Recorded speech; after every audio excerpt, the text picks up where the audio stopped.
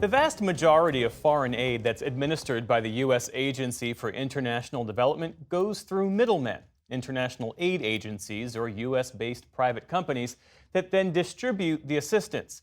Critics say the system leaves out many deserving locally led startups and non-government groups.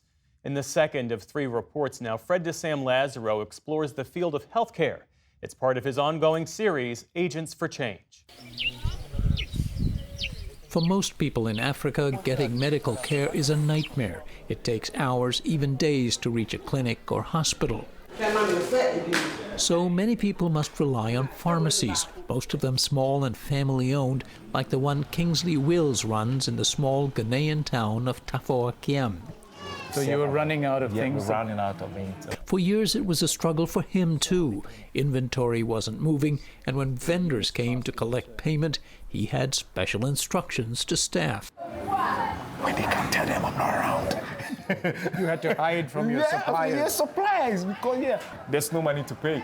This was completely empty. Then he was alerted to a company called M-Pharma, started by Gregory Roxon, which has an unusual offer to pharmacies. It stocks their shelves and owns the entire inventory. Think of it as they leasen their shelf spaces to M-Pharma.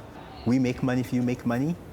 If you don't make money, we don't make money. The software tracks. 33-year-old Roxon returned to his native Ghana 10 years ago and decided to put his education in America and Denmark to use improving healthcare and technology to carefully stock the small drugstores.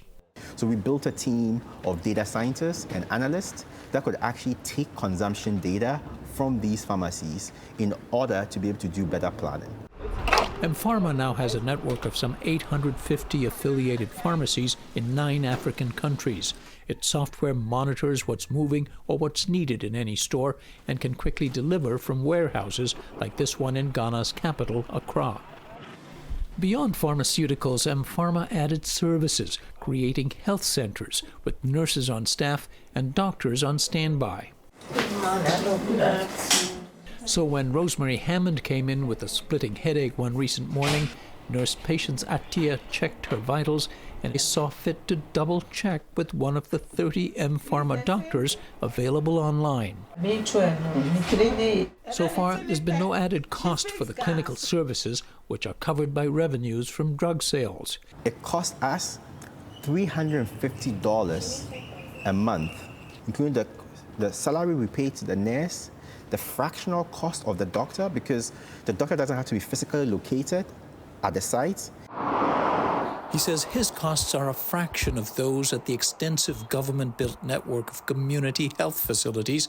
These so-called CHIPS compounds, many built with USAID funds, have struggled, barely operational for a lack of resources, staff, and volunteers, says Roxon. There was no business model that will allow these CHIPS compounds to actually stand on their own. And in an era where government budgets, because of massive debt burdens, are already under pressure, the first things to get cut are social services. And that's what we are seeing. It's one example critics cite of how the system of U.S. foreign aid favors international aid contractors, mainly U.S.-based private companies, which have scant knowledge of local conditions and little collaboration with local groups. So much aid has been poured into developing countries like Ghana and most African countries with little to account for. I think if you talk to the average Ghanaian, I think they do not know that the American people are sending them anything. Eugene Bodu works for a Ghanaian startup called M-Pedigree, which is tackling another of the continent's major healthcare problems, counterfeit drugs. Some of the estimates show, some of the UN statistics show, that it is more profitable to counterfeit medicines than it is to sell narcotic drugs. So we are talking about really significant margins here. It is important to report all side effects. To combat this, he says, most international donors have paid to set up hotlines Ghanaians can call if they've had adverse reactions to drugs they've purchased. The problem with this approach, Bodu says, few African consumers use mobile apps or call centers, and it's too late. The product is already circulating in the market, much harder and much more expensive to track down. That's trying to solve a problem in the most inefficient and the most ridiculous of ways. His company devised a simpler solution, preventing fake drugs from entering the supply chain in the first place. It produces unique one-time use codes slapped on every product when it leaves the factory. A customer scratches off the code at the point of purchase and texts it to a toll-free number. In seconds, manufacturer and production date confirm the product is legit, and the whole transaction leaves a digital footprint. They know exactly where you are and how to reach you. Exactly. Useful in case of a recall due to a manufacturing defect, for example. M-Pedigree has expanded to 12 African countries. Nigeria, perhaps the worst affected by fake drugs, mandates the system, which is paid for by a small fee imposed on the drug companies. Nigeria has brought down its counterfeiting problem from somewhere around a staggering 65-67%, depending on the data you're looking at, to last we checked, under 10%. And we think that should be the paradigm. A paradigm that could scale enormously, he says, if his company had access to some of those international aid dollars. But he and M-Pharma's Roxen complain they're shut out. It is pretty hard for a local organization like M-Pharma to bid and win any USAID project. Those grant applications are hundreds of pages long, with contracts tens to hundreds of millions of dollars in scope, and local startups aren't staffed to deal with the exhaustive accounting and reporting requirements. That leaves some 90+% of all USAID grants off limits to anyone outside a small circle of contractors, many based in Washington. The U.S. Congress, the General Accountability Office, the OMB, Inspectors General. Brian Atwood is a former USAID administrator. He says a lot of people are looking over the agency's shoulder for every cent of the $30+ billion it disperses each year. And it is taxpayers' money that you're using, so you have to be very careful. There's this fear of corruption. Fear of corruption, no question.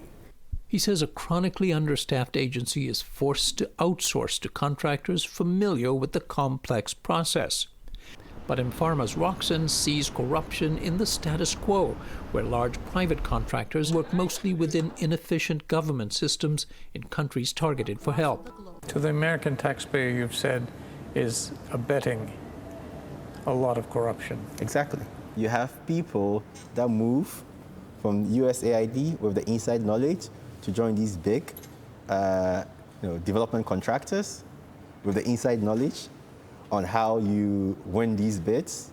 USAID Administrator Samantha Power declined our invitation to appear in this report. In 2021, when she took office, she pledged to increase the number of dollars that would go to locally led efforts to 25% by 2025 and 50% by 2030. Nearly 4 years on, that percentage has barely reached double digits. The agency has moved to simplify the application process and build capacity in local groups so they can apply for its grants. And that has so far made discernible progress in Central America, says Atwood. Something like 1,800 direct assistance grants have been offered to local organizations. And as a direct consequence of that investment, the migration coming from those countries has gone down considerably. That investment has really paid off. Whether such initiatives continue in the new Trump administration is unknown at this point, but significantly, Atwood says, the effort in Central America had the support of Senator Marco Rubio, nominated to be the next Secretary of State. For the PBS NewsHour, I'm Fred DeSam-Lazaro in Washington. Fred's reporting is a partnership with the Undertold Stories Project at the University of St. Thomas in Minnesota.